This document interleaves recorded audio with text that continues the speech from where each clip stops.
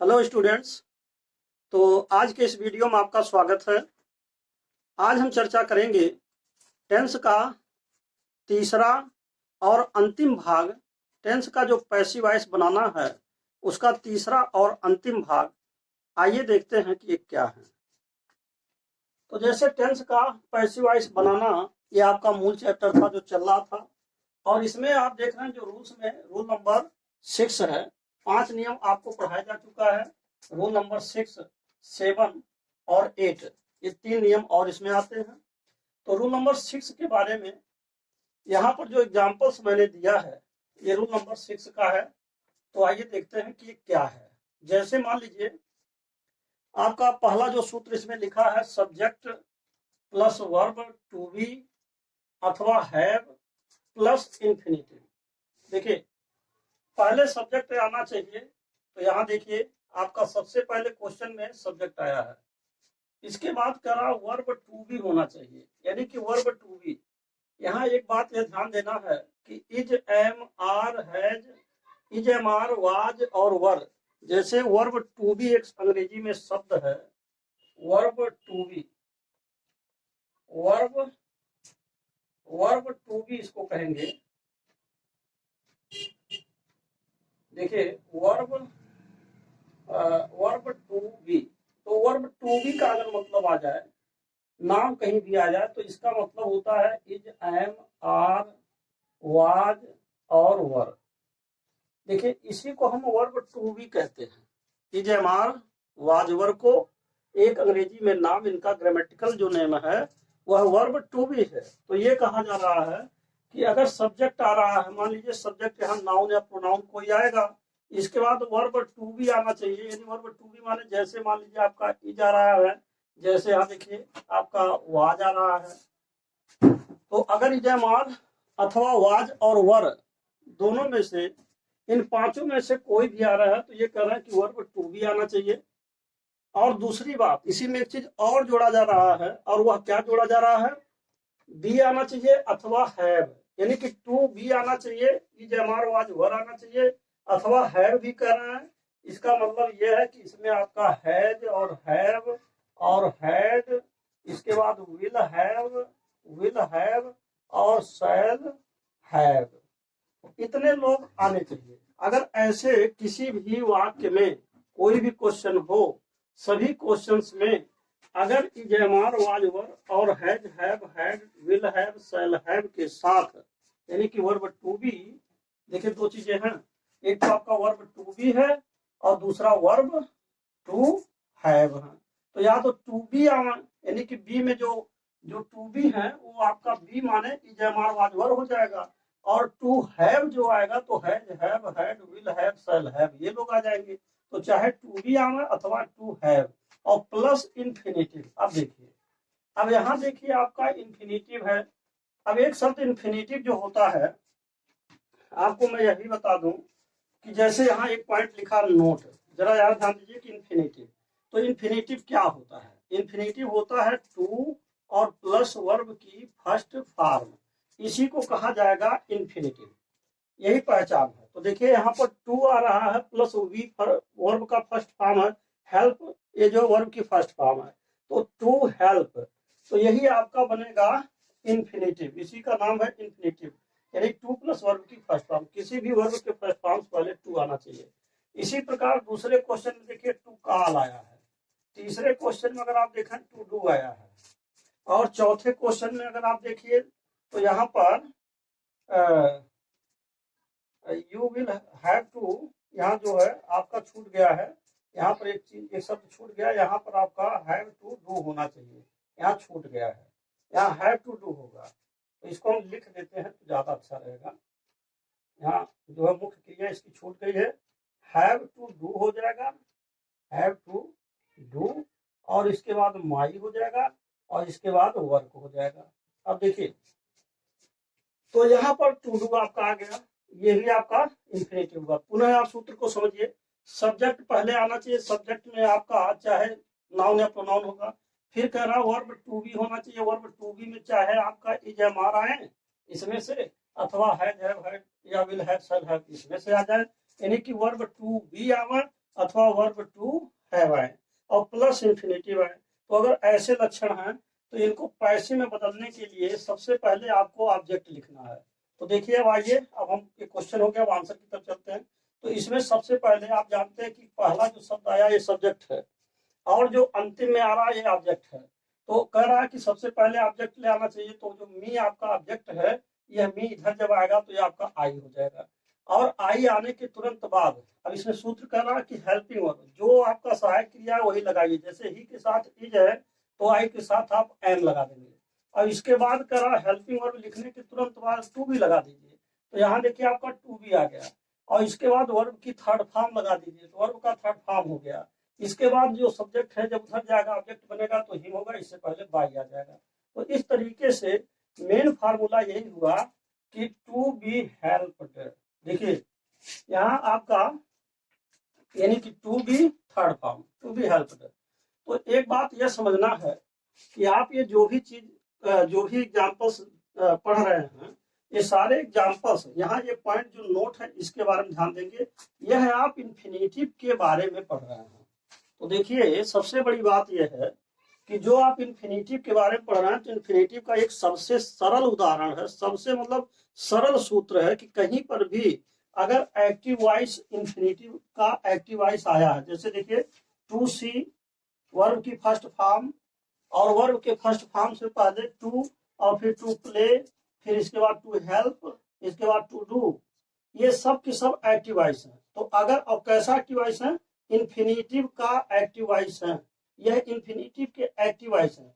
तो अगर इन्फिनिटिव का एक्टिव वॉइस हो और इसको आपको पैसिव में बदलना हो तो जहां टू सी आ रहा है तो इसको टू बी सीन कर देंगे, यानी कि टू बी और प्लस वर्ब की थर्ड फॉर्म। यही आप ध्यान देंगे कि कभी भी आप इन्फिनिटिव को, अगर आप यह इन्फिनिटिव जो आया हुआ है इस इन्फिनिटिव को अगर पैसिव में बदल रहे हैं तो यही सूत्र मूल में काम करता है, टू बी प्लस वर्ब की third form.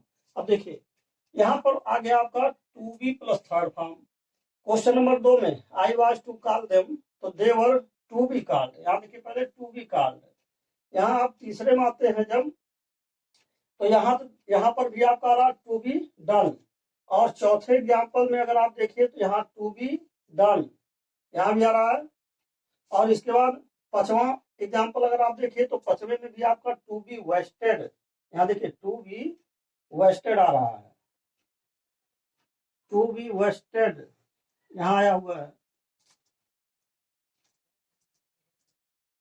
To be wasted. यहाँ देखिए टू बी वेस्टेड हो गया। इसके बाद यहाँ देखिए टू बी लास्ट हो गया, टू बी लास्ट हो गया। कहने का मतलब यह है कि इन्फिनिटिव को सीधे सीधे आप समझ सकते हैं। इन्फिनिटिव अगर एक्टिव वॉइस है तो टू प्लस वर्ब की फर्स्ट फॉर्म होती है। अगर पैसिव वॉइस बनता है तो पैसिव वॉइस में to be plus third form, to plus first form, to be plus third form. यानी कि आप यहाँ पर ये एक शार्ट में और भी आप लिख सकते हैं इसको कि अगर एक्टिव वॉइस है तो ये टू प्लस वर्ब की फर्स्ट फॉर्म होगा, और अगर पैसिव बना रहा है तो यही जो है आपका टू बी हो जाएगा और प्लस वर्ब की थर्ड फॉर्म हो जाएगा। यही इतना फार्मूला इसमें ज्वाइन होता है। तो सीधे सीधे इसका इस तरीके से हो जाता है। लेकिन फिर भी अगर आप सूत्र के अनुसार चले तो यहाँ पर मैंने सूत्र बता दिया कि अगर इस लक्षण वाले वाक्य आते हैं तो आप इसको पैसिव में ऐसे बदल देंगे। सबसे पहले ऑब्जेक्ट लिख दीजिए, इसमें ऑब्जेक्ट आपका आई हो गया, फिर इसके अनुसार एम आएगा, फिर to be helped by him हो जाएगा। तो ये आपका पहला क्वेश्चन हुआ। दूसरा है I was to call them, तो आप देम इधर ले आएंगे तो दे हो जाएगा, दे के अनुसार पास्ट टेंस के अनुसार यहाँ वर होगा, आई के साथ यहाँ वाज है तो देवर हो जाएगा, to be called by I me इधर हो जाएगा तो बाई मी हो जाएगा। और he has to do this work, अब इसी प्रकार दिस वर्क को आप बना देंगे ऑब्जेक्ट, और दिस वर्क के आने पर हैज जो सहायक क्रिया है इसके साथ हैज हो जाएगा, और टू बी डन हो जाएगा, डू का थर्ड फॉर्म डन लगा देंगे, और इसके बाद आपका बाई और हिम हो जाएगा, क्योंकि ही उधर जाएगा तो हिम हो जाएगा। चौथा है you will have to do my work, my work आपका इधर आएगा, और माई वर्क के साथ विल हैव, और इसके तुरंत बाद जो है टू बी डन, यानी कि विल हैव सहायक क्रिया लगाएंगे, टू बी डन हो जाएगा, यू उधर जाएगा तो बाई यू हो जाएगा।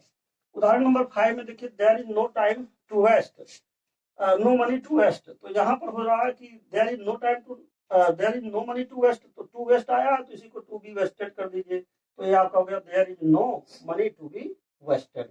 इसी प्रकार there is no time to loss, और यहाँ लिखा है there is no time to be lost. तो इस तरीके से आपका ये था छठवें नियम के बारे में।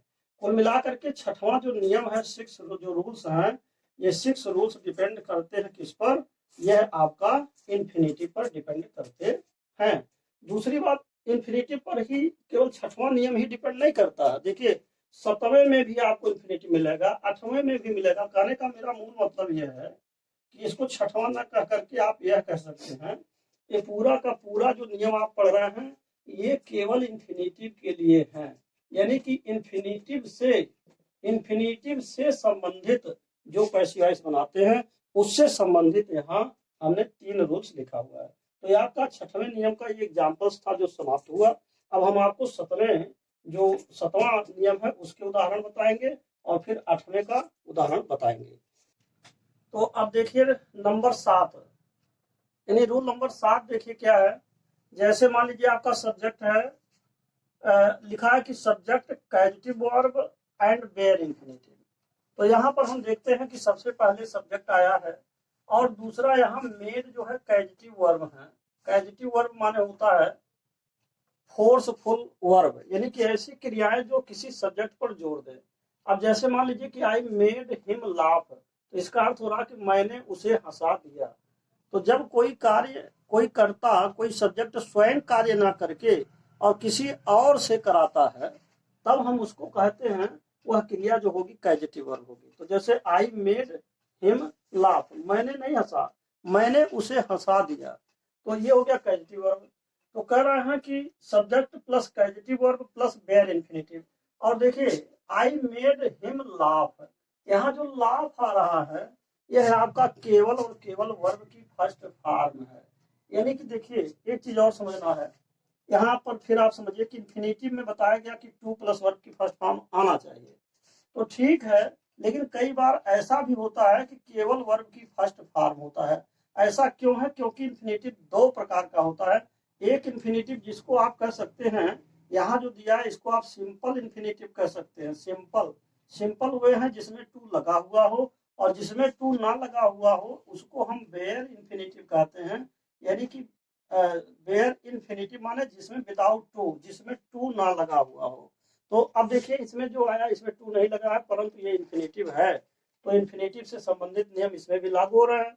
तो अंतर क्या करना है, अगर इस तरह के संरचना वाले वाक्य होंगे कि सब्जेक्ट आया हो, कैजेटिव वर्ब आया हो, बेयर इन्फिनिटिव आया हो, तो जब आप पैसिव में चेंज करेंगे तो सबसे पहले ऑब्जेक्ट को लिख दीजिए। तो इसका ऑब्जेक्ट आपका हिम है तो आपने ऑब्जेक्ट ही लिख दिया, और इसके तुरंत बाद आप जो है चेंज कैजेटिव वर्ब जो बदलना है। अब जैसे पास्ट इंडेफिनिट टेंस में है, यह जो क्रिया ये पास्ट इंडेफिनिट टेंस में है, तो पास्ट इंडेफिनिट टेंस में जब बदलेंगे तो was verb plus third form, तो ये आपका was verb plus third form हो जाएगा। और जहां बेयर इन्फिनिटिव था इसको आप चेंज कर देंगे किसमें? सिंपल इन्फिनिटिव में। यानी जहां टू नहीं लगा था यहाँ आपको टू लगा देना है। तो ये बेयर इन्फिनिटिव इसको कहा जाता है, जहां विदाउट टू है ये बेयर इन्फिनिटिव है, बीआई है। और सिंपल इन्फिनिटिव जो आपका एस और आई है, सिंपल इन्फिनिटिव जिसमें टू लगा हुआ हो। तो बस यही फार्मूला है। इसी प्रकार आपका आई सा हर सिंह सांग लिखा है, इसको भी लिख देंगे कि हर को इधर लाएंगे तो सी हो जाएगा। पास्ट इंडेफिनिट है तो वाज सीन हो जाएगा, और जहां सिंह आपका बेयर इन्फिनिटिव है ये सिंपल इन्फिनिटिव में चेंज हो जाएगा, और ये सांग बचा हुआ इसको ऐसे लिख देंगे। एक चीज और ध्यान देना है, ऐसे स्थितियों में आप जो इसका जो सब्जेक्ट आ रहा है इसको, इस सब्जेक्ट को ऑब्जेक्ट के रूप में नहीं लिखेंगे, यानी कि इनको ऑब्जेक्ट के रूप में प्रकट नहीं किया जाता है। यानी सब्जेक्ट इसमें गौड़राता सब्जेक्ट को नहीं लिखा जाता है, इसको नहीं लिखा जाता है। ऐसा उदाहरण आप पिछले उदाहरणों में पढ़ चुके हैं। दूसरी बात यह है कि जैसे question number 3, I found him cross the road, यह भी उसी तरीके से होगा, ही हो जाएगा, फाउंड पास्ट इंडेफिनिट है, वाज फाउंड हो जाएगा, क्रॉस से पहले टू क्रॉस हो जाएगा, द रोड हो जाएगा, और आई को नहीं लिखना है। अब एक बात और आता है, जहां तक आई लेट हिम गो लिखा है, इस सवाल को थोड़ा सा विशेष ढंग से समझिए।